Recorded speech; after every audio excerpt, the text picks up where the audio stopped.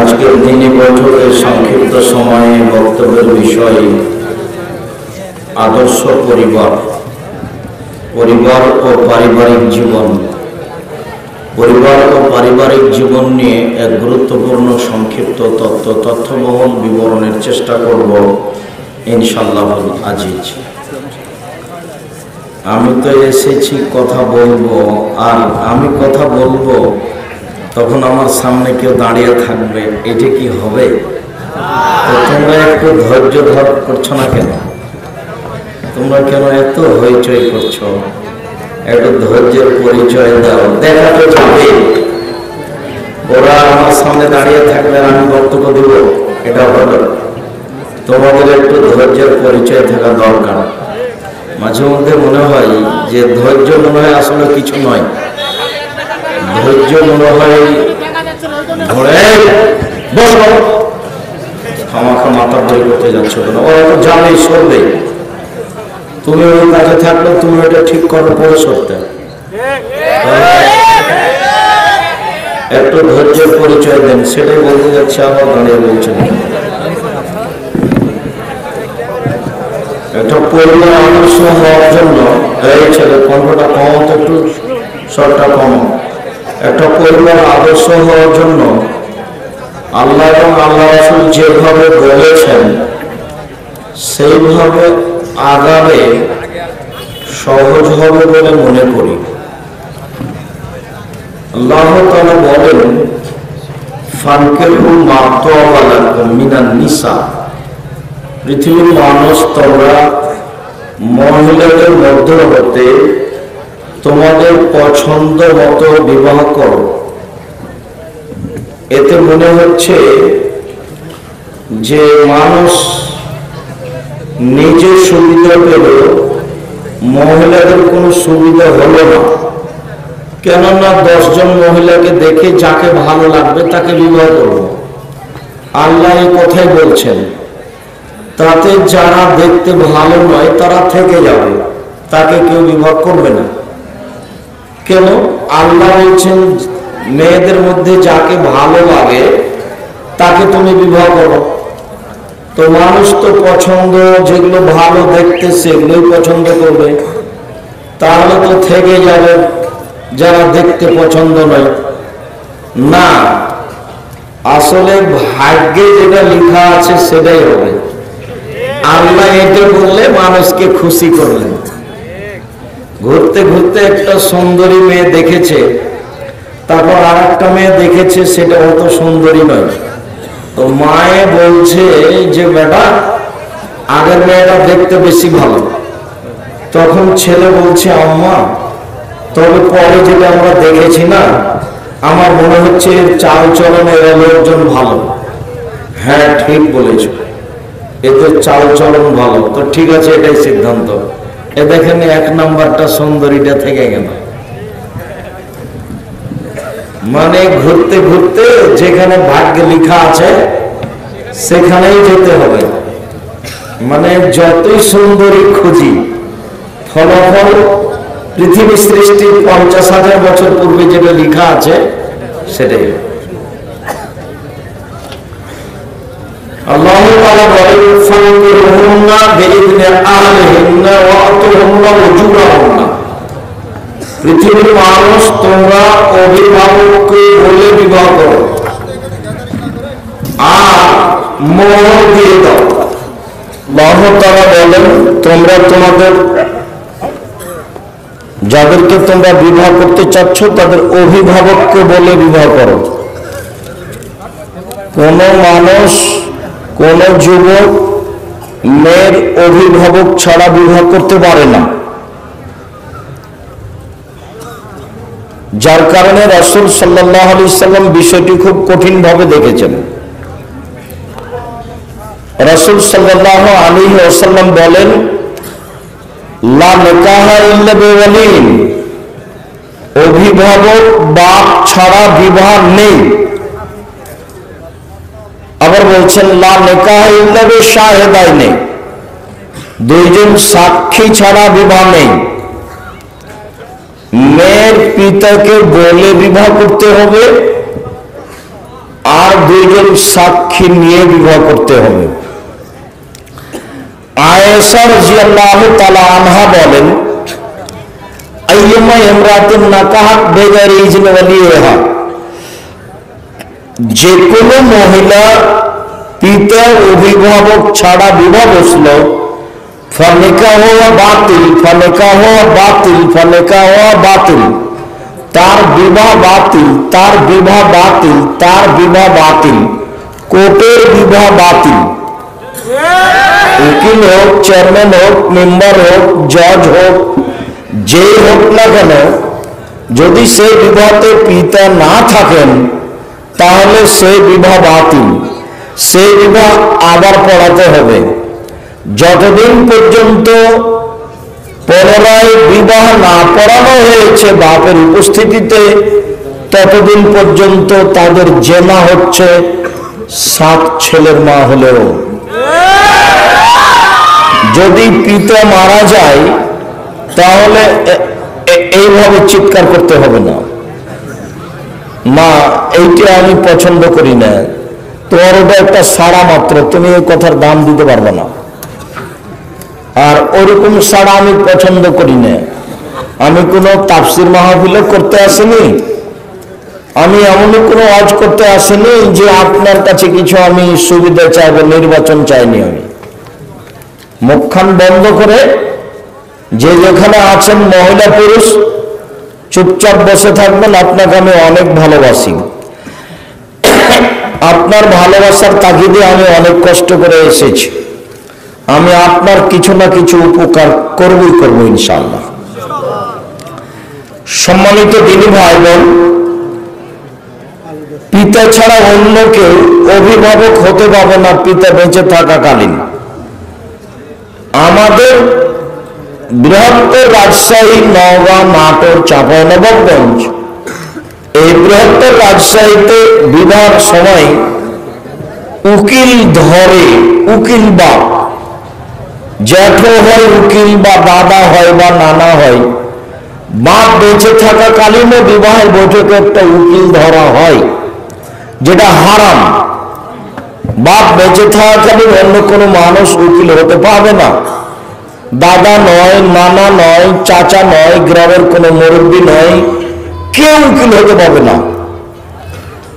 যদিও চট্টগ্রাম, সিলেট, বরিশাল এসব ডিস্ট্রিক্টে উকিল বাপই বাপ, সেদিন থেকে বাপ আর বাপ নয়।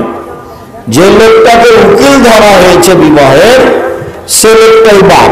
এখন ওই উকিল বাপ মেয়েকে বেড়াতে নিয়ে যাবে নিজের বাড়ি, মেয়ে আবার উকিল বাপের বাড়ি যাবে, উকিল বাপ আবার মেয়ের বাড়ি বেড়াতে যাবে। সেদিন থেকে ওই মেয়ে লোকের মেয়ে আর এই লোকটার বাপ একবারে মরা পর্যন্ত উকিল বাপ, বাপ আর বাপ নয়। এইটা প্রথা ওইসব দেশে আছে এবং শক্তভাবে আছে। তো আমাদের বৃহত্তর রাজশাহীতেই হারাম, একেবারে টোটালি হারাম। ওদেরটা তো একবারে শেষ পর্যায়ের হারাম, ওটা তো হারাম আছেই। উকিল বাপ হারাম। পিতার উপস্থিতিতে সম্মতিতে বিবাহ হবে, দুইজন সাক্ষী দিয়ে, কোর্টের বিবাহ বাতিল। রাসূল সাল্লাল্লাহু আলাইহি সাল্লাম বলেছেন, আইয়ুমা ইমরাতিন লাল মারাতু লা তুজাব্বিজু ওয়ালা তুজাব্বিজু নাফসাহু, কোন মহিলা নিজে নিজে বিবাহ বসতে পারে না, কোন মহিলা কারো বিবাহ দিতেই পারে না। মেয়ের বাপ রাজি নয়, সেই জন্য ফুফু বলছে ভাতিজিকে যে তুই আমার বাড়ি চলে আয়, আমি তোর বিবাহ দিয়ে দিব। খালা বলছে বোনের মেয়েকে যে তুমি আমার বাড়ি চলে আসো, আমি বিবাহ দিয়ে দিব। কখন কখন খালা পুরুষ মানুষ হয়ে গেছে, কখন কখন ফুফু পুরুষ মানুষ হয়ে গেছে।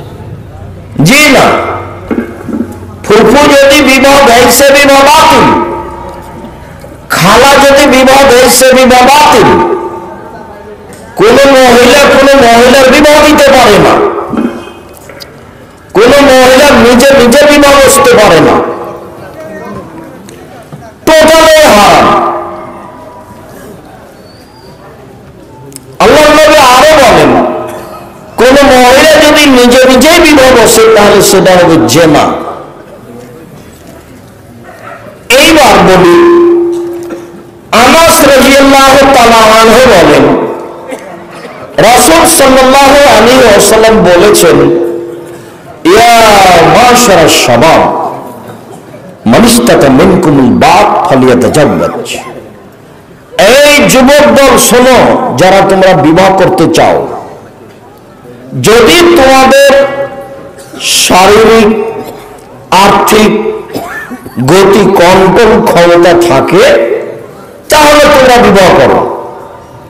বিবাহ করলে তাকে থাকার জায়গা দিতে হবে, খাওয়ার ব্যবস্থা দিতে হবে, তাকে কন্ট্রোলে রাখার মতো, অনুকূলে রাখার মতো পরিবেশ পরিস্থিতি থাকতে হবে, তাহলে সে বিবাহ করতে পারবে। তার নাম হলো বাপ, ক্ষমতা। পেশাবখানা, পায়খানা, গোসলখানা, টিউবওয়েল, রান্নাঘর, খানা পানির ব্যবস্থা, মেহমান থাকার ব্যবস্থা, এইসবগুলো যখন হবে তখন সে বিবাহ করবে। স্বামী হলে 5টা জিনিস লাগে, 5টা জিনিসের সমন্বয়ে স্বামী। 5টা জিনিসের সমন্বয়ে স্বামী। এক, ফাকসুয়ামাত্তা সাইতা, তুমি যে কাপড় পরো স্ত্রীকে সেই কাপড় পরাও। 2, আতমামা তাইমতা, তুমি যে খাদ্য খাও স্ত্রীকে সেই খাদ্য খাওয়াও। 3, অলা তুকাব্বে, স্ত্রীকে কটু কথা বলো না, ঠোঁট মোটা, রং কালো, আচরণ খারাপ, এসব কথা বলা নিষেধ। তার নাম স্বামী। আল্লাহ নবী বলছেন, খাইরুকুম খাইরুকুম লিআহলি ওয়া আনা খাইরুল লিআহলি, তোমাদের মধ্যে সবচেয়ে ভালো মানুষ সে যে স্ত্রীর কাছে ভালো। আমি মুহাম্মদ সাল্লাল্লাহু আলাইহি ওয়াসাল্লাম নিজে আমার স্ত্রীর কাছে ভালো। যারা স্ত্রীর কাছে ভালো মানুষ নয় তারা হলো বদ, কামিনা, খারাপ মানুষ। স্ত্রীর সাথে খারাপ আচরণ করা হবে না, তাকে গালি দেওয়া হবে না। আল্লাহ তাআলা বলছেন, আমিন আয়াতি আন খালাকালাকুম মিন আনফুসিকুম আজওয়াজান লিতাসকুনু ইলাইহা, পৃথিবীর মানুষ, আমি তোমাদের পাশ থেকে, মধ্য থেকে তোমাদের স্ত্রীদেরকে সৃষ্টি করেছি যাতে করে তোমরা সেখানে শান্তি তৃপ্তি পাও। ওয়াজআলনা বাইনাহুম মাওয়াদ্দাতা রাহমা, আর স্বামী স্ত্রীর মাঝে আমি ভালোবাসা, ভ্রাতৃত্ব ভাব সৃষ্টি করে দিয়েছি। স্ত্রী হচ্ছে শান্তি তৃপ্তির বস্তু। ঘর যদি স্বর্ণ দিয়ে বানান, বিছানায় যদি রেশমি মখমল চাদর থাকে, তবুও শান্তি তৃপ্তি হবে না স্ত্রী ছাড়া। খাদ্য পানি যদি সর্বোচ্চ মানের তরকারি হয়, ঢাকা সাভারের মতো 16 প্রকার ভর্তা হয়, তবুও শান্তি তৃপ্তি পাবেন না স্ত্রী না থাকলে। স্ত্রী একটা ভিন্ন জিনিস, শান্তি তৃপ্তির মাধ্যম। আল্লাহ তাআলা বলেন, পৃথিবীর মানুষ, তোমাদের মধ্য থেকে আমি তোমাদের স্ত্রীদেরকে সৃষ্টি করেছি যাতে করে তোমরা সেখানে শান্তি তৃপ্তি পাও। আবার বলছেন, পৃথিবীর মানুষ, মনে রেখো, নিসাউকুম হারসুল লাকুম ফাতু হারসাকুম আন্না শাইতুম, পৃথিবীর মানুষ, তোমাদের স্ত্রী তোমাদের জমি, তোমাদের স্ত্রী তোমাদের খেতে।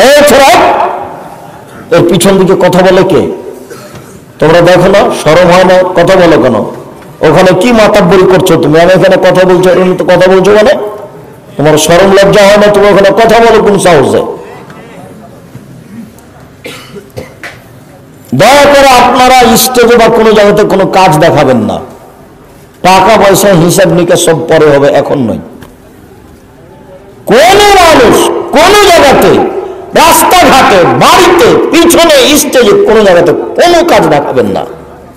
আপনার কাজের আমি 0.5 পয়সা দাম দিই না। আমার একটা বাক্যের মূল্য 1 কোটি টাকা, আমি আপনার জন্য এসেছি।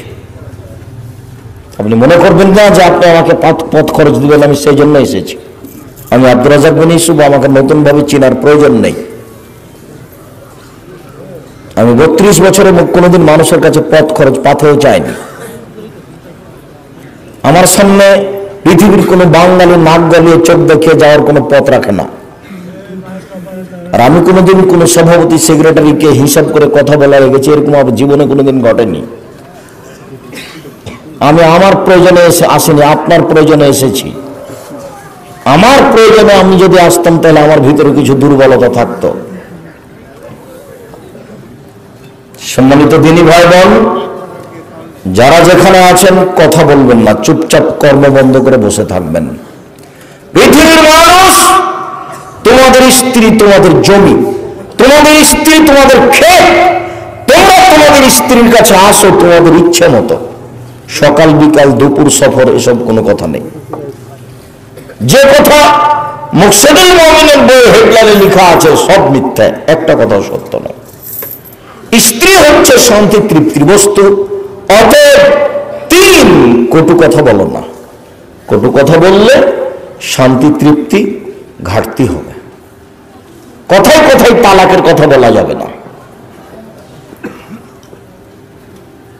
টাকা দিয়ে বিবাহ করতে হবে, টাকা নিয়ে নেই। যার টাকা আছে সে যেন বিবাহ করে।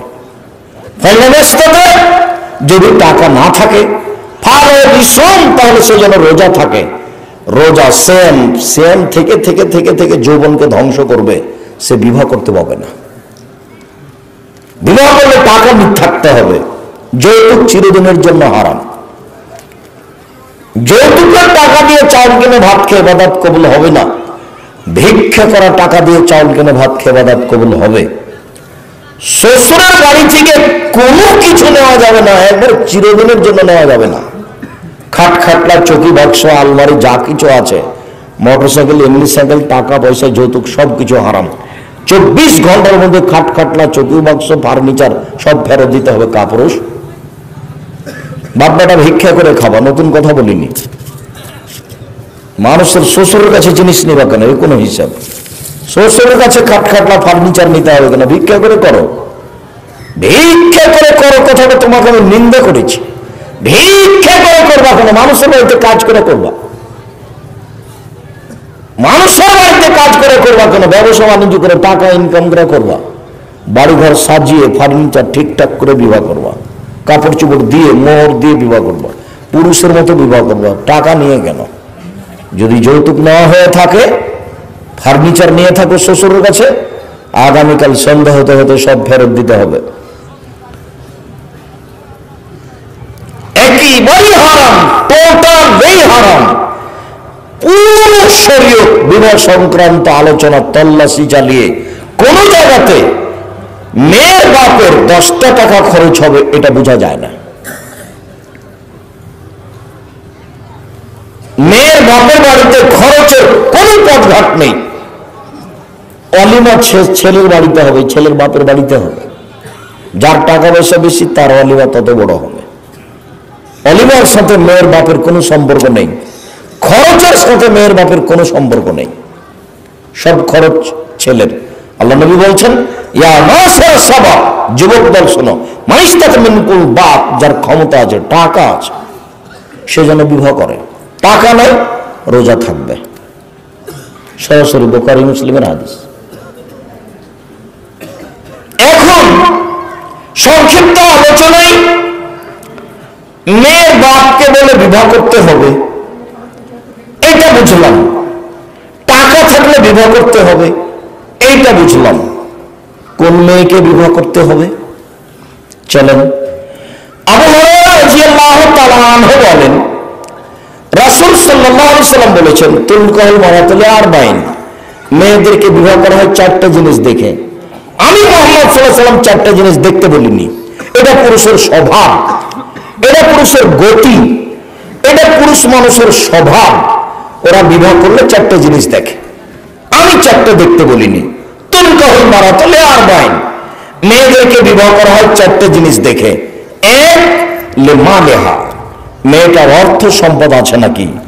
দুই, বলে হাসাবেহা, মেয়েটা বংশীয় কিনা, তার বংশ ভালো আছে কিনা।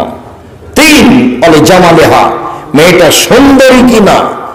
চার, বলে দিনেহা, মেয়েটা ধার্মিক কিনা, সে ধর্ম মেনে চলে নাকি, সে ঢং ঢং করে ঘুরে বেড়ায় মাথায় কাপড় না দিয়ে, নগ্ন পোশাক পরে স্কুল কাজে যায় নাকি, বন্ধুর সাথে চলে নাকি, ছবি উঠিয়ে বেড়ায় নাকি, পিকনিকে যায় নাকি। সারের সাথে বন্ধুর সাথে পিকনিকে চলে গেছে, কত নাচার কত গান, ওর বাপ নাই।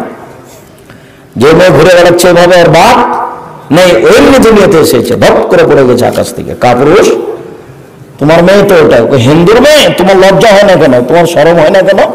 বেশরমা বাপ তুমি, তোমাকে কবর দিতে এসেছে। তোমার মেয়ে ক্লাস 10-এ পড়ে, তোমার মেয়ে এখানে নগ্ন হয়ে ঘুরবে কেন? তুমি মুসলমান নাও, তোমার লজ্জা হয় না? তোমার শরমেরা বিবাহ করেছো কেন? বিবাহ করাই তো নিষেধ, ক্ষমতা না থাকলে বিবাহ নিষেধ। জন্ম দিতে পারলে বাপ হওয়া যায় না, ক্ষমতার নাম বাপ। পরিবারকে যে কন্ট্রোল করতে পারবে সেই বিবাহ করবে, এছাড়া করতে পারবে না। ওকে রোজা থেকে থেকে যৌবন ধ্বংস করতে হবে, কথা মুহাম্মদ সাল্লাল্লাহু আলাইহি সাল্লাম বলেন। কথা আমাকে ফেরত নিতে হবে না। জাতির যদি রাস্তাঘাট করে দিতে না পারি, জাতির যদি স্কুল কলেজ করে দিতে না পারি, জাতিকে চূড়ান্ত সঠিক ধর্ম দিতে পারবে ইনশাআল্লাহ। ধর্মের ব্যাপারে জাতিকে ফাঁকি দিয়ে পরকাল হারাতে রাজি নই। বাপই মূলত দায়িত্বশীল।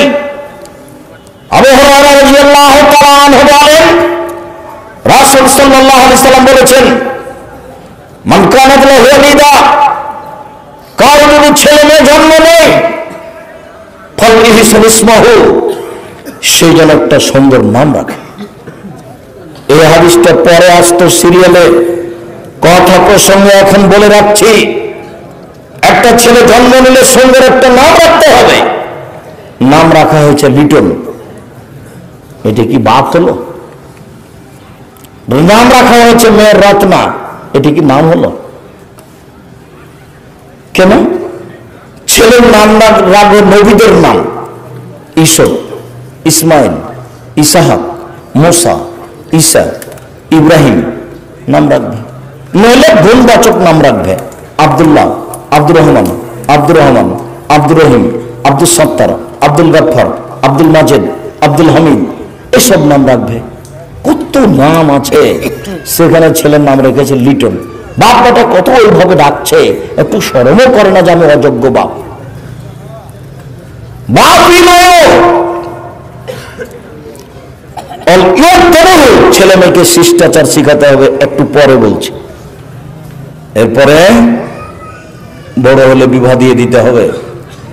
বিবাহ যদি না দেয়, সেই ছেলে মেয়ে যদি কোনো পাপ করে, সে বাপের হবে।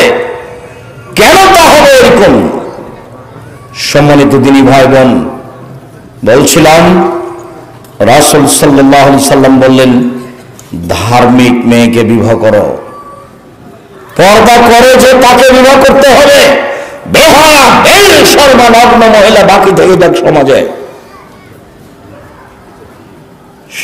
বয়স 22, 24, 26 হলে ছেলের বিবাহ দিতে হবে। 28, 30, 32 হয়েছে, বিবাহ দেননি, হতে জেনার মধ্যে আছে। মেয়ে যুবতী হয়ে গেছে কবে? ক্লাস 10-এ পড়ে সেদিন, যেদিন 8-এ পড়ে সেদিন যুবতী হয়েছে। মাস্টার ডিগ্রি পাস করেছে, বিবাহ দেননি। এসব পাপের জবাব আপনাকে দিতে হবে। বিবাহ দেননি কেন? রাসূল সাল্লাল্লাহু আলাইহি ওয়াসাল্লাম বললেন, পুরুষের স্বভাব 4টে জিনিস দেখা। আমি 4টে জিনিস দেখতে বলিনি। এক, সম্পদ, পুরুষ দেখে। 2, বংশ, পুরুষ দেখে। 3, সুন্দরী, পুরুষ দেখে।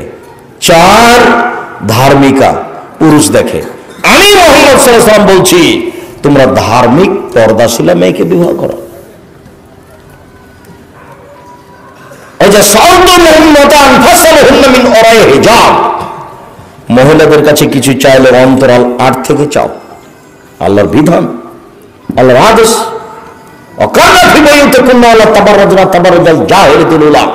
হে মুসলিম মহিলা, তোমরা বাড়িতে থাকো। বন্যতার যুগে, বর্বরতার যুগে, অসভ্যতার যুগে নারীরা যেভাবে প্রদর্শনী দিয়ে চলতো সেভাবে চলো না। এখন যেভাবে মেয়েরা চলছে রাস্তাঘাটে হাট বাজারে, এটা হচ্ছে ন্যায়ায়তন নয়, এটাই হারাম, এটাই জাহেলিয়াত, এটাই বন্যতা, এটাই বর্বরতা, এটাই অসভ্যতা।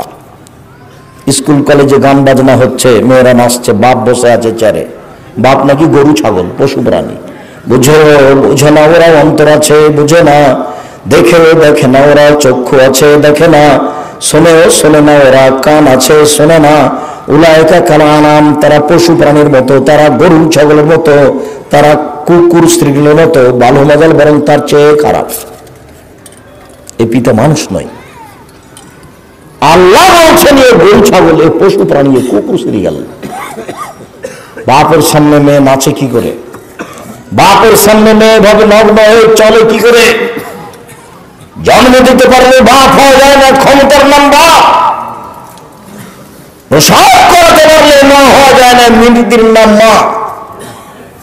সম্মানিত দিনী ভাই বোন, মা হলে চারটা জিনিস লাগে। মা হলে চারটা জিনিস লাগে। এক, লেতোয়াদ্দবাহুন না, মেয়েকে মা, ছেলেকে মা শিষ্টাচার শিখাবে। মা ছেলে মেয়েকে শিষ্টাচার শিখাবে। শিষ্টাচার। আম্মু মোবাইলে রিং হলে অন করে বলবা আসসালামু আলাইকুম। আপনার উপরে শান্ত অবতীর্ণ হোক। আম্মু কখনো বলো না হ্যালো। আম্মু হ্যালো বলে কুকুরকে ডাকে। হ্যালো কি এটা? আম্মু শোনো, কেউ যদি তোমার একটু উপকার করে, একটা কলম তোমাকে তুলে দিল, এক গ্লাস পানি দিল, আম্মু, তো বলিও জাযাকাল্লাহ খায়র, আল্লাহ তোমাকে উত্তম প্রতিদান দান করুক। এটা বলবা। কখনো বলবা না থ্যাংক ইউ। কখনো বলবা না ধন্যবাদ। থ্যাংক ইউ বললে কিছুই হবে না, জিরো হবে না, ও কোনো শব্দই নেই। তাতে ছেলে মেয়েকে শিষ্টাচার শেখাতে হবে। আম্মু কেউ কিছু উপকার করে দিলে জাযাকাল্লাহ খায়র বলিও, আল্লাহ তোমাকে উত্তম প্রতিদান দান করুক। কখনো বলো না থ্যাংক ইউ, কখনো বলো না ধন্যবাদ। জিরো তো এক একটু দাম আছে। জিরো যদি সংখ্যার বাম দিকে দেওয়া হয় তাহলে কিছুই না, কিন্তু যদি একের ডান দিকে বসা হয় তাহলে কি হবে? 10। আর একটা দিলে 100 বাড়তি থাকবে, তাহলে ওর দাম আছে। কিন্তু থ্যাংক ইউ শব্দটার জিরোর সমানও দাম নেই। যদি বলা হয় জাযাকাল্লাহ খায়র, এটা এত দাম, এত দাম। আপনি আমাকে এক গ্লাস পানি দিয়েছেন, আমি বললাম জাযাকাল্লাহ খায়র, তোমাকে আল্লাহ উত্তম প্রতিদান দান করুক। আমি যে একটা কথা বলে দিলাম, আল্লাহ তোমাকে প্রতিদান দিবে। তুমি লন্ডনে বিপদে পড়েছো, আমি যে বলেছি জাযাকাল্লাহ খায়র, এর উত্তর তো আল্লাহকে দিতে হবে। আমি কাজটা কার উপরে চাপিয়েছি? আল্লাহর উপরে চাপিয়েছি। তুমি তো আমাকে এক গ্লাস পানি দিয়েছো, তা আমি তো এখন তোমাকে কি দিব? আমি মানুষ, আমি আর কি দিব? আমি বলেছি এক গ্লাস পানির প্রতিদান তুমি দাও, এই যে তোমার কাছে দিয়ে দিলাম, বললাম জাযাকাল্লাহ খায়র। তো এখন এক গ্লাস পানির প্রতিদান কার উপরে চলে গেল? আল্লাহর উপরে চলে গেল। আপনি চট্টগ্রামে বিপদে পড়েছেন, এখন আল্লাহকে যে আমি বলেছি তুমি জাযাকাল্লাহ খায়র প্রতিদান দিয়ে দাও, আল্লাহ এখন তোমাকে চট্টগ্রামে কি করবেন? বিপদ থেকে বাঁচিয়ে দিবেন। জাযাকাল্লাহ খায়র দাম আছে। আম্মু শিষ্টাচার। আম্মু শোনো, বিছানায় শোয়ার সময় ডান কাঁধে ধুয়ে পড়ে শোইবা, শিষ্টাচার। মা বাপ ছেলে মেয়েকে বিদ্যা শিখাবে, বিদ্যা। আম্মু সকালে বিকালে ইখলাস ফালাক নাস 3 বার করে পড়িও, কোনো সমস্যা তোমাকে ধরবে না, সব দূর হয়ে যাবে। আম্মু রাতে ভয় পেলে, রাস্তায় চলতে ভয় পেলে ফালাক নাস পড়িও, কোনো সমস্যা হবে না। আম্মু রাতে শোয়ার সময় হাত দুটি জমা করে তিনবার হালকা থুথু দিয়ে ইখলাস ফালাক নাস পড়ে মুখের উপর দিয়ে এইভাবে গোটা শরীরে বলিয়ে নিও, সম্ভবপর মুখের শরীরের সামনের দিকে। আবার ইখলাস ফালাক নাস মুখের উপর দিয়ে শুরু করে, মাথা থেকে মুখের উপর দিয়ে শুরু করে বুকের উপর দিয়ে বলিয়ে নিও আম্মা। আবার ইখলাস ফালাক নাস মাথার উপর থেকে শুরু করে মুখের উপর দিয়ে বুকের উপরে বলিয়ে নিও 3 বার। সব সমস্যা তোমার থেকে দূর হয়ে যাবে, শয়তান আসবে না। আর যদি আমরা আয়াতুল কুরসি পড়ো রাতে, তাহলে তো বিশাল ব্যাপার। লা তাজালু আলাইকা হাফিজুম মিনাল্লাহ, আল্লাহর পক্ষ থেকে তোমার উপর একজন থাকবে পাহারাদার। যদি আয়াতুল কুরসি পড়ো আম্মু রাতে। 2 ওয়ালা ইয়াকরামুকা শাইতান, শয়তান তোমার পাশে আসবে না। তুসবিহা, সকাল পর্যন্ত শয়তান তোমার নিকটে আসতে পাবে না। শুনছো আম্মু, আয়াতুল কুরসির এত ক্ষমতা আম্মু। শোনো, যেই ঘরে সূরা বাকারার শেষ 2 আয়াত পড়া হয় সে ঘরে শয়তান থাকে না। যে ঘরে সূরা বাকারার শেষ 2 আয়াত পড়া হয় সে ঘরে শয়তান থাকে না।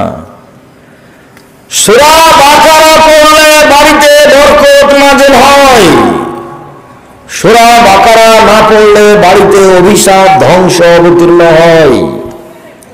সূরা বাকারা পড়তে পারে না অলস মানুষ, সাহসী করে না। বাপ রে বাপ, কত বড় সাহসী করে না। তো ছোট সূরা নামে আসেন, ছোট সূরা আব্দুল রাহিম সাহেব বলেন তো সেটা কি? সূরা ইখলাস 3 বার পড়েন, 1 বার কোরআন মাজিদ পড়ার সমান নেকি হয়ে যাবে।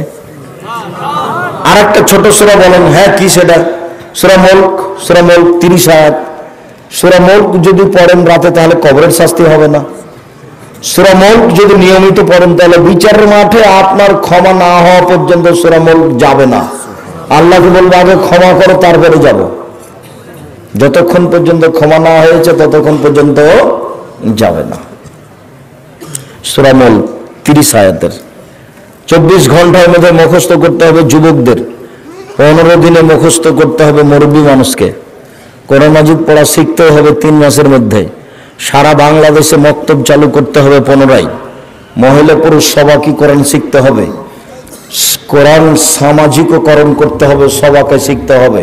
পুরুষ নারী বড় ছোট সবাইকে একবারে বাধ্য। চাঁপাইনবাবগঞ্জের ভাষাতে তুই তো কোরআন শিখবি, তোর বাপকে শিখতে হবে, বাধ্য। এটা একটা ভিন্ন জিনিস। কোরআন শিখতেই হবে, পড়তে শিখতেই হবে। কোন রকম ছেঁচড়া মেচড়া করে পড়তে পারলে ডবল নেকি হবে। আর ভালো করে বুঝে পড়বে যে সে ফেরেশতাদের সাথে থাকবেন, দামি দামি ফেরেশতাদের সাথে। কোন রকম করে ছেঁচড়া মেচড়া করে পড়তে শিখলেও ডবল নেকি। আর যারা বলেছে বুঝে না পড়লে পাপ হবে, ওর বাপও বুঝে না। মুফাসসির যারা পৃথিবীতে বড় বড় তারাই বুঝতে পারেনি যে আমি কতটুকু বুঝলাম, ওরও কিভাবে বলতে পারে। আর যেসব হাফেজ বলেছে যে অক্ষর যদি উলট পালট হয়ে যায় তাহলে গুনাহ হবে, ওই হাফেজ শুধু কোরআন মুখস্থ করেছে, ধর্মই জানে না। শুধু ওখানে মাথায় একটা বড় টুপি দেওয়ার উপরে একটা রুমাল দেয়, মানুষের বাড়িতে খেয়ে বেড়ায়। এই হলো তার ফতোয়া। যার জন্য শুধু হিফজখানা খুলবেন না, হিফজখানার সাথে সাথে কোরআন হাদিস শিক্ষার ব্যবস্থা করবেন, দুটো একসাথে। শুধু হিফজখানা বিদ্যা তুলে দেওয়ার মাধ্যম, শুধু হিফজ কোনো বিদ্যা নয়। বাপ মা বুঝতে পারেনি, বাপ ছেলে পাইলট, ঢাকাতে বাড়ি থাকে, ধনী মানুষ, বাপের নামে একটা হিফজখানা খুলেছে। যে আপনি কি করবেন? যতটি ছেলেকে কোরআন মাজিদ পড়ালেন, যে ছেড়ে দিলেন, ওরা আর পড়াশোনা করলো না, তো ওদের হাঁটু নলা একবার ফাটিয়ে অচল করে রেখে দিলেন। ও খালি কোরআন মাজিদ পড়ে বেড়াবে মসজিদ মসজিদ আর মানুষের বাড়ি বাড়ি। এটা কি ধর্ম? কোরআন হাদিস জানতে হবে শক্তভাবে। কোরআন হাদিস কি বলছে এটা বুঝতে হবে, তার নাম শরীয়ত। আল্লাহ কোরআনে কি বলেছেন সেটা বুঝতে হবে। কোরআন এমনি এসে আছে, এখানে কোরআন মাজিদে কি আছে এত বড় জিনিসে, এটা একটু বুঝতে হবে না? আসলাম আর চলে গেলাম, খেলাম আর পায়খানা করলাম আর দুনিয়া থেকে চলে গেলাম। আসার যাওয়া পশু প্রাণীর মতো, পশু প্রাণী এসেছে জবাই করে খেয়ে নিবে চলে গেল। আমিও মানুষ, এসেছি বাঘ মারা বাড়ি, খেলাম মরে গেলাম, দুনিয়া শেষ। তো কি হলো? এটা এটা তো গরু ছাগলের মতো হলো। 3 মা রাখবে, পরিপাটি করে রাখবে, দাঁত ঝকঝকে রাখবে, নখ কেটে রাখবে। এই মেয়ে, তোমার হাতে নখ বড় কেন? তোমার মা নাই? তোমার নখ বড় কেন? তোমার নখে নেইল পলিশ কেন? এই মেয়ে, ইহুদি খ্রিস্টানদের পতিতালয়ের মেয়েদের বৈশিষ্ট্য নখে নেইল পলিশ দেওয়া। ইহুদি খ্রিস্টানদের পতিতালয়ের মেয়েদের বৈশিষ্ট্য নখে নেইল পলিশ দেওয়া। আব্দুর রাজ্জাক বিন ইউসুফ বই লেখা আছে, আদর্শ পরিবার, তুমি দেখো, খুঁজে, ওখানে দেওয়া আছে। ইহুদি খ্রিস্টানদের পতিতালয়ের মেয়েদের বৈশিষ্ট্য নখে নেইল পলিশ দেওয়া, মেহেদি দিতে হবে, হাতের নখে তো দিতে হবে, পায়ের নখেও দিতে হবে। মহিলাদের হাতের নখে তো মেহেদি দিতে হবে, পায়ের নখে দিতে হবে, দিতে বাধ্য। পুরুষের হাতে মেহেদি দেওয়া হারাম। পুরুষ মানুষ, ছেলে মানুষ হাতে মেহেদি দিতে পাবে না। কপালে টিপ দেওয়া হিন্দুদের প্রথা। হিন্দু মেয়েকে বিবাহ করার 10টি পদ্ধতি আছে, তার একটি পদ্ধতির নাম রাক্ষসী বিবাহ। মেয়ের বাপ বিবাহ দিবে না, ছেলেটা জোর করে বিবাহ করবে। তো মেয়েটার কপালে যদি টিপ দিয়ে দিতে পারে তাহলে বিবাহ হয়ে গেছে। তো কপালে টিপ দেওয়া কাদের প্রথা? হিন্দুদের প্রথা। মুসলিম মেয়ে কপালে টিপ দিতে পারে না। নবীগণের 10টা বৈশিষ্ট্য, সব নবীর 10টা বৈশিষ্ট্য, সব পুরুষ নারীর 10টা বৈশিষ্ট্য। পুরুষের এক, মোচ কেটে ফেলতে হবে, চেঁচে ফেলতে হবে না, চাঁচলে মহিলা মানুষ হয়ে গেল, আর কাটলে পুরুষের পরিচয় থাকলো। 2, দাড়ি বড় করতে হবে। 3, অজু গোসলের সময় নখ এইসব গিরাগুলো ভালো করে ধুইতে হবে। 4, কাসুলাজ পরে নখ কাটতে হবে, পুরুষ নারী সবাকে নখ কাটতে হবে। 5, নাথু লেগে বগলের লোম উঠিয়ে ফেলতে হবে, পুরুষ নারী একই হুকুম। 6, হালাকুল আনাত, নিচের লোম পরিষ্কার করতে হবে, ঊর্ধ্বে টাইম 40 দিন, পুরুষ নারী একই হুকুম। যেভাবে এই ছেলে, এই লোকগুলো এখানে কেন? আপনারাকে সামনে আসতে হবে, নাহলে জায়গা ছেড়ে দিতে হবে। আপনি অপমান হওয়াটা আমি চাই না, ভদ্রতা বজায় রেখে সরে যান। ওখানে গিয়ে সামনে গিয়ে দাঁড়ান। এই ছেলে, এই সরো, ওখান থেকে সরো।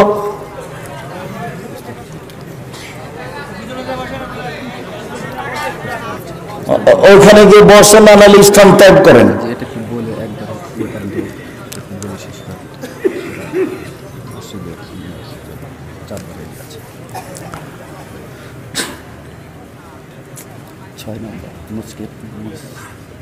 সম্মানিত দিনী ভাই বোন, মধ্যখানে পরিচালনায় যারা আছেন তারা মনে হয় আরো কষ্ট পাচ্ছেন, তারা মনে হয় সহযোগিতার কথা বলতে চাচ্ছেন। তো ছেলেরা আপনাদের কাছে গেলে যার যতটুকু সম্ভব সহযোগিতা করবেন। আপনি আমার দিকে খেয়াল করে থাকেন, আমরা কত দূরে কথা পৌঁছেছি। তাড়াতাড়ি কথা আজকে শেষ করে দেবো, আমাদের অনেক পথ আছে আজকে। সম্মানিত দিনী ভাই বোন, মেয়ে এখন পছন্দ হয়েছে, ধার্মিক মেয়েকে বিবাহ করতে যেতে হবে। চাঁপাইনবাবগঞ্জ, নাটোর, বাগমারা, আপনার নওগাঁ, এসব নীতি চলবে না। মেয়েকে দেখতে যাবে ছেলে, বাপ নয়, বন্ধু বান্ধব নয়। নিতান্তই ছেলে তার মাকে সাথে নিতে পারে, তার বোন খালাকে সাথে নিতে পারে। মুখমণ্ডল দেখবে, হাত দেখবে, পা টাকনো পর্যন্ত দেখতে পারে। এটা হলো পছন্দের দিক। দেখে টাকা দেওয়া যাবে না। এরপরে পছন্দ হলে বিবাহের তারিখ করতে হবে। আগেকার নীতি ছিল বায়না করা, বায়না প্রথা। মেয়েকে বায়না প্রথা করা হবে না, ওটা বাতিল। বিবাহের প্রস্তুতি নিচ্ছে, ছেলে 2-4 জন লোক নিয়ে যেতে পারে। প্রকাশ করে খোলা মাঠে বিবাহ করতে হবে, গোপনে নয়। মুরব্বি যেতে পারে, তবে কোনো মহিলা মানুষ যেতে পাবে না। চাঁপাইনবাবগঞ্জের ভাষাতে ডুলি বিবি চিরদিনের জন্য হারাম।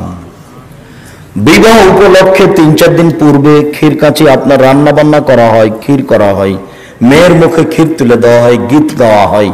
যুবতী মেয়েরা গীত গায়, চিল্লাচিল্লি করে, রং দেয়, একেবারে হারাম। এগুলো হিন্দুদের নীতি। আজ থেকে বাগমারা থানায় আর কোনো পরিবারে মেয়েরা বিবাহতে নাচবে না। দৌড়াদৌড়ি করবে না, রং মাখাবে না, সবাই মিলে ছেলের গায়ে হলুদ মাখাবে না।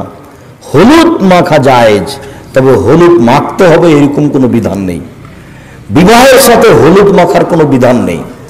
হলুদ মাখতে পারে, মাখতেই যদি হয় তাহলে তার মা মাখাবে, তার খালা মাখাবে, তার ফুফু মাখাবে, তার দাদি মাখাবে, তার নানি মাখাবে, তার বোন মাখাবে। তার চাচাতো বোন মাখাতে পারে না, তার খালাতো বোন মাখাতে পারে না, তার ভাবি মাখাতে পারে না। যদি এরা হলুদ মাখে তাহলে জেনা আগেই হয়েছে, সব জেনা।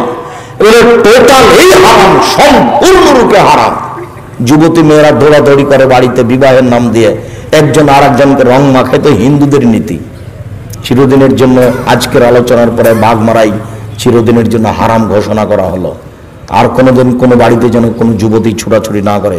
বক্তব্যের সাথে মুনাফিকি করবেন না, বক্তব্যের সাথে মুনাফিকি করে কোনো লাভ নেই। যা বলছি সেটাই চূড়ান্ত।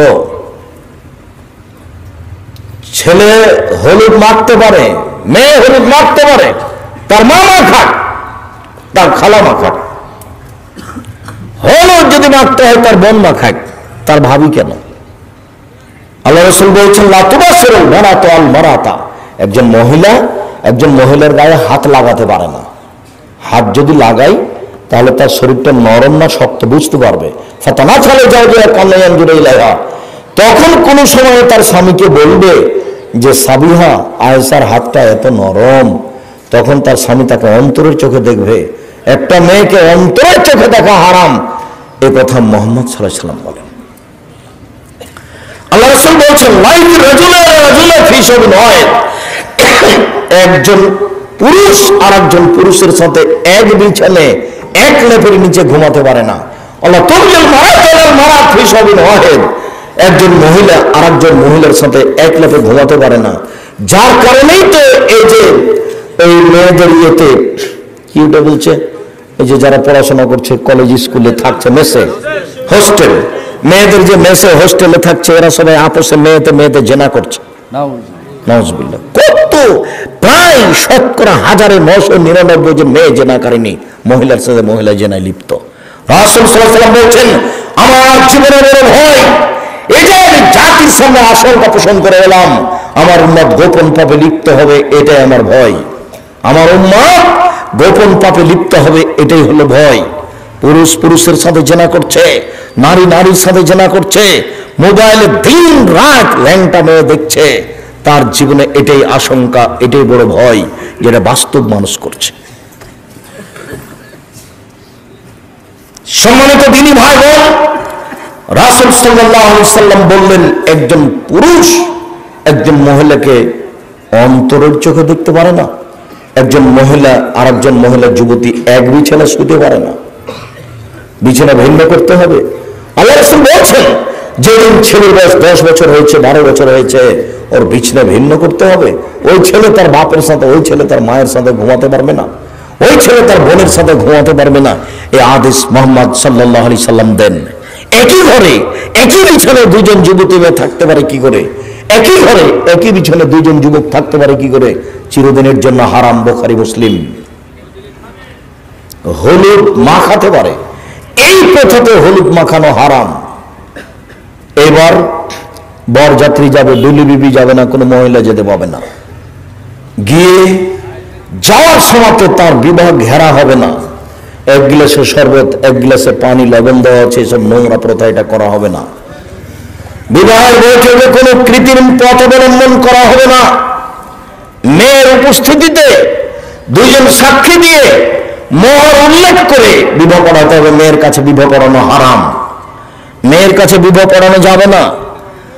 আমাদের নাটোরে, রাজশাহীতে, চাঁপায়ে, নওগাঁতে তো মেয়ের কাছে বিবাহ পড়াতে যাই, কিন্তু ওই রংপুর, দিনাজপুর, লালমোহন, নীলফামারী, কুড়িগ্রাম, পঞ্চগড়, ঠাকুরগাঁও, গাইবান্ধা, জয়পুরহাট, বগুড়া ওইসব ডিস্ট্রিক্টের মতো আমাদের অত দুর্বল নীতি নয়। কিভাবে ওরা ওই মেয়ের কাছে বিবাহ পড়াতে যায়, তখন 8-10 জন চেহারা ছুল্লু সব বদরে ওখানে যায়, ওখানে বিবাহ পড়ায়। অমুক এত টাকা নগদ, এত টাকা বাকিতে তোমাকে বিবাহ করতে এসেছে, তুমি তাকে স্বামী সত্ত্বে কবুল করো। তখন ও বলে কবুল করলাম। এই সবাই শুনেছ? হ্যাঁ শুনেছি। এবার আসে, এসে যেখানে বর বসে আছে সেখানে এরা দাঁড়ায়। বসে থাকা লোকগুলি বলে আপনারা কে? তখন ওরা বলে আমরা এ বিবাহের উকিল। মেয়ে কবুল করেছে? হ্যাঁ মেয়ে কবুল করেছে। তোমরা শুনেছ? যে শুনেছি। তাহলে বসো। তখন তারা বসে। মনে হচ্ছে পাগলামি কারবার, কলার গাছের চতুর্দিকে ঘরে ঘুরে হিন্দুর বিবাহ লেগেছে। কার বিবাহ লেগেছে? হিন্দুর বিবাহ লেগেছে, তাই কলা গাছের চতুর্দিকে ঘুরছে। ধর্ম পাগল হয়ে গেছে। কিছুই না, এবারে নোংরা কথা, নোংরা নীতি। দুইজন সাক্ষী, খুতবা হবে আগে। মেয়ের বাপ খুতবা দিবে, নাহলে কোনো মৌলানা সাহেব দিল। মেয়ের বাপ নিজেই বলবে, আর নাহলে মৌলানা সাহেব আগে আগে বলবে, মেয়ের বাপ পিছে পিছে বলবে, আমার মেয়ে আয়েশা এত টাকা নগদ, এত টাকা বাকিতে তোমার সাথে বিবাহ বন্ধনে আবদ্ধ হতে রাজি, তুমি তাকে স্ত্রী হিসেবে কবুল করো। ও বলবে কবুল করলাম। গুরুত্বপূর্ণ কথা 3 বার বলতে হয়, মর্মে বলা যায়, আমার মেয়ে আয়েশা এত টাকা নগদ, এত টাকা বাকিতে তোমার সাথে বিবাহ বন্ধনে আবদ্ধ হতে রাজি, তুমি তাকে স্ত্রী হিসেবে কবুল করো। কবুল করলাম। আমার মেয়ে আয়েশা এত টাকা নগদ, এত টাকা বাকিতে তোমার সাথে বিবাহ বন্ধনে আবদ্ধ হতে রাজি, তুমি তাকে স্ত্রী হিসেবে কবুল করো। ও বলল কবুল করলাম। এ হলো বিবাহ। বিবাহ হয়ে গেছে।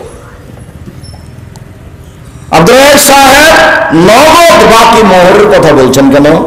মোহর বাকি চলে কি? হ্যাঁ চলে। প্রমাণ ওই যে আল্লাহ রসুল, একটা লোক বললো যে আমার সাথে মেয়েটার বিবাহ দিয়ে দেন। তা আল্লাহ রসুল বললেন টাকা পয়সা কিছু আছে? বললেন নেই। এই যে লুঙ্গিটা আছে। কথা হলো, লুঙ্গি যদি তোমার বউকে দাও তো তুমি কি করবা? কোন মোহর আংটি টাংটি আছে? কিছুই না একবারে। আচ্ছা কিছুই নেই, কোরআন মাজিদ পড়তে পারো? যে অমুক মুখ সূরা মুখস্থ আছে। ঠিক আছে, তুমি তোমার স্ত্রীকে এগুলো শিখিয়ে দিও। শিখিয়ে দেওয়ার বিনিময়ে তোমার বিবাহ দিয়ে দিলাম। এই যে কতদিনে শিখা যে বাকি মোহর, বাকি মোহরে বিবাহ জায়েজ, তার প্রমাণে এই বুখারী মুসলিমের হাদিস। তবে মোহর জরুরি দিতেই হবে। মরার সময়তে মাপ নেওয়া হারাম। টাকা দিতেই হবে। বাপে টাকা না দিয়ে যদি মারা যায় তাহলে ছেলেকে দিতে হবে বাপের পক্ষ থেকে মাকে। আম্মা আমার আব্বা তো মোহর দিয়ে যেতে পারেনি, যে টাকা নেন 50,000 টাকা মোহর বাঁধা ছিল আপনার, দিতেই হবে। মোহর হচ্ছে ঋণ, নইলে কিয়ামতের মাঠে নেকি দিয়ে বুঝে দিতে হবে স্বামীকে। মোহর জরুরি, বলে মৌখিক কোনো কথা নয়। মানুষের জীবনে সবচেয়ে যেটা জরুরি পূর্ণ করা হয় সেটা হলো মোহর পূর্ণ করতে হবে জরুরি ভিত্তিতে। মোহরের বিনিময়ে মহিলাটাকে হালাল করা হয়েছে, টাকার বিনিময়ে তাকে হালাল করা হয়েছে, মোহর দিতেই হবে। বিবাহ শেষ হয়ে গেছে, এইখানে লাফতে উঠে বলছে আপনারা মিষ্টি ওয়ালিমা খেয়ে যাবেন। আরে অবাক কথা, ওয়ালিমাতে বাসরাতের ঘরে সকালে হবে, এখন কোনো কথা নেই।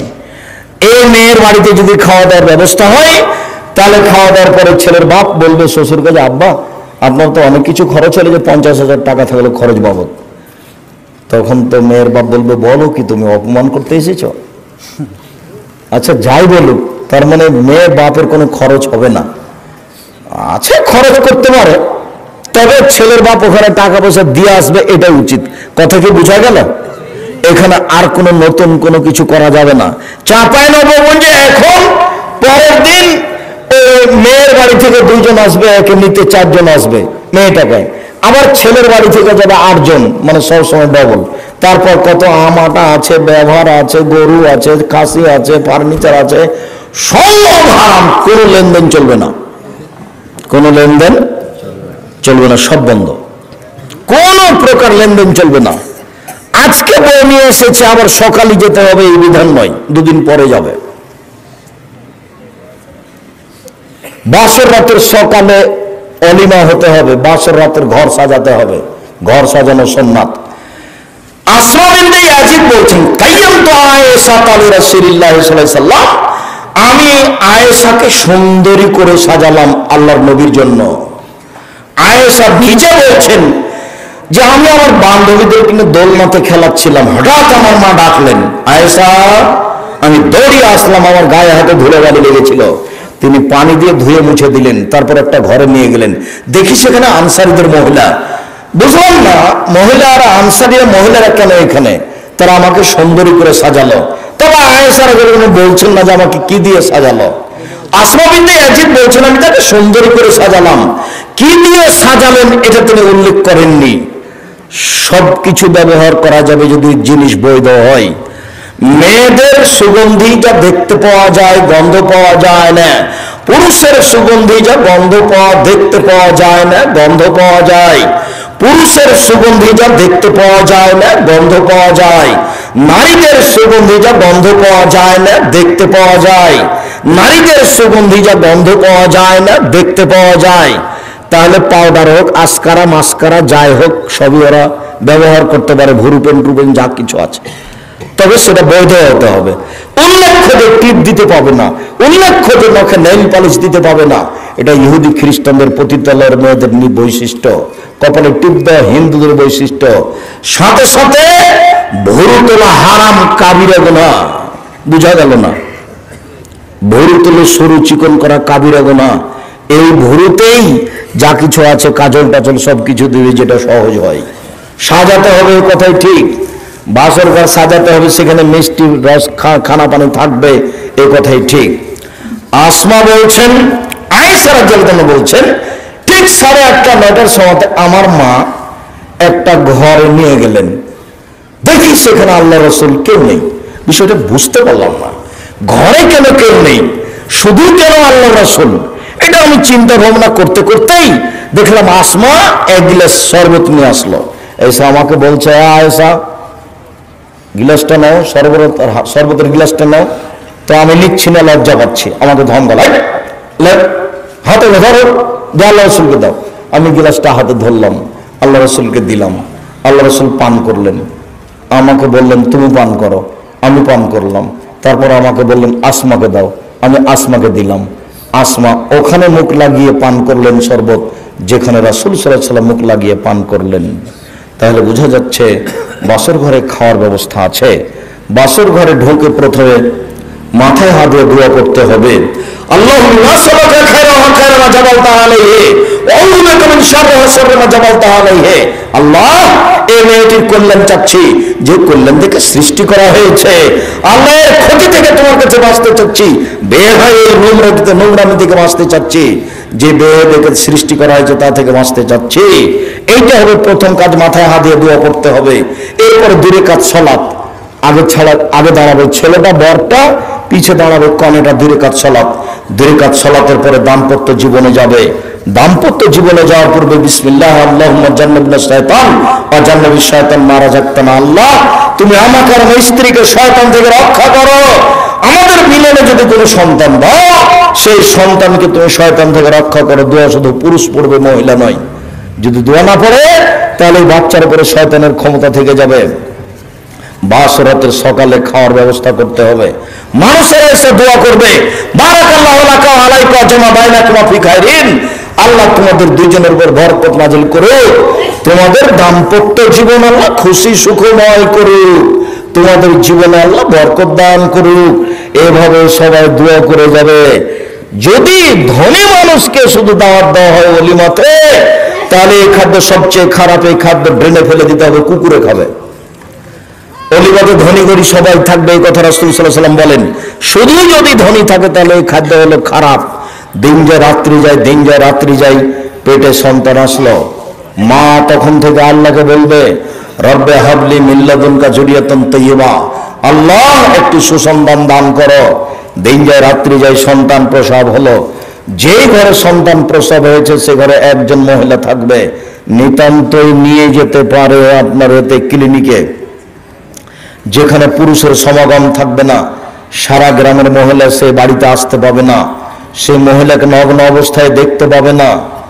বাচ্চা প্রসব হলে পাশে আজান দিবে, এক কানে আজান এক কানে একামত, এ কথা ঠিক নয়। পাশে আজান দিবে হালকা কণ্ঠে, সলাতের আজান। এরপরে 7 দিনের দিন বাচ্চার আঁকিকে দিবে। 14 দিনে আঁকিকা চলে না, 21 দিনে আঁকিকা চলে না, জীবনে একদিন আঁকিকা চলে না। সেদিন নাম রাখবে, সেদিন মাথা নেড়ে করবে। ডাক্তার যাই বলুক, মাথা নেড়ে করবে। চুল সময় পরিমাণ মেপে চাঁদি হিসাব করে দান করে দিবে। 7 দিনের দিন 1 নম্বর কাজ, খাসি জবাই করা, ছেলের জন্য 2টা, মেয়ের জন্য 1টা। ছাগল হোক, ছাগি হোক, বড় হোক, ছোট হোক, কানা হোক, ন্যাংরা হোক, কোনো সমস্যা নেই। তাজা মোটা তাজা দাঁত হতে হবে কুরবানিতে। আকিকাতে জান থাকলে হলো, ছোট বড় যাই হোক, কানা খোড়া যাই হোক, ছেলের জন্য দুইটা, মেয়ের জন্য একটা, 7 দিনের আগেও হবে না, 7 দিনের পরেও হবে না, আকিকা দিতে হবে। তারপরে একজন ভালো মানুষের কাছ থেকে তাহানিক করে আসতে হবে, পরহেজগার, চাচা হোক চাচি হোক, গ্রামের আলেম ওলামা যে হোক, তাহানিক করবে। তাহানিক মানে একটা খেজুর মাওলানা সাহেব মুখে নিয়ে অল্প একটু নিয়ে খুব ভালো করে চাবিয়া করে পানি পানি করে হাতের আঙ্গুলে নিয়ে বাচ্চার জিবার উপরে দিবে, ভিতর সাইডে দিয়ে বাচ্চার মাথায় হাত দিয়ে দোয়া করে দিবে, আইযাকুমা বিকালিমাতিল্লাহি তাম্মা মিন কুল্লি শাইতানিন হাম্মা মিন কুল্লি আইনিন লাম্মা, এই বলে দোয়া করে দিবে। আল্লাহ ফাক্কিহু ফিদ্দীন, আল্লাহ আল্লিমুল হুকমা। দাদিও জানে না, নানিও জানে না, দাদাও জানে না, দাদিও জানে না, কে কাকে কোলে নেবে ফুফুও জানে না, খালাও জানে না, এমনি কোলে নিয়ে কত যে আদর করে, ওরে আমার সোনা, ওরে আমার অমুক, করে আমার আকাশ পাতাল, কিচ্ছু কেউ জানে না। জিজ্ঞাসা করেন আপনি, এই যত মহিলা আছে, এই ছেলে তোমার মাকে জিজ্ঞাসা করবে, আপনি আপনার স্ত্রীকে জিজ্ঞাসা করিয়েন তো, আচ্ছা তুমি যে আমার বোনের ছেলেটাকে কোলে নিলে কি বলেছো বলো তো? মহিলা হোক পুরুষ হোক, বাচ্চার মাথায় হাত দিয়ে বলতে হবে, আইযাকা বিকালিমাতিল্লাহি তাম্মা, তোমার ব্যাপারে আমি আল্লাহর কাছে আশ্রয় চাচ্ছি আল্লাহর পূর্ণ কালেমা দিয়ে, মিন কুল্লি শাইতানিন হাম্মা, সব শয়তানের ক্ষতি হতে, বিষাক্ত প্রাণী হতে, অমিন কুল্লি আইনিন লাম্মা, প্রত্যেক বিষাক্ত চক্ষু হতে, আর প্রত্যেক বিষাক্ত অভিশপ্ত বিষাক্ত প্রাণী হতে। চক্ষু, বদ নজর খুব খারাপ জিনিস। বদ নজর যদি কারো বাচ্চার উপরে লেগে যায়, তাহলে রাতে পায়খানা করে বমন করে তুলে শেষ করবে। জিনের যদি বদ নজর লাগে তবু বাচ্চা পেশাব পায়খানা করবে, বমন করবে, যার জন্য সন্ধ্যার সময় তো সূর্য ডুবে, তখন বাচ্চাকে বাইরে নিয়ে যাওয়া যাবে না, একবারে টোটালি নিষেধ করা আছে। আর শোনো, সন্ধ্যার সময় বাচ্চা ছাদের উপরে নিয়ে যায় না, আগুনে নিয়ে যাও, বাইরে নিয়ে যায় না, নইলে জিনে ক্ষতি করবে।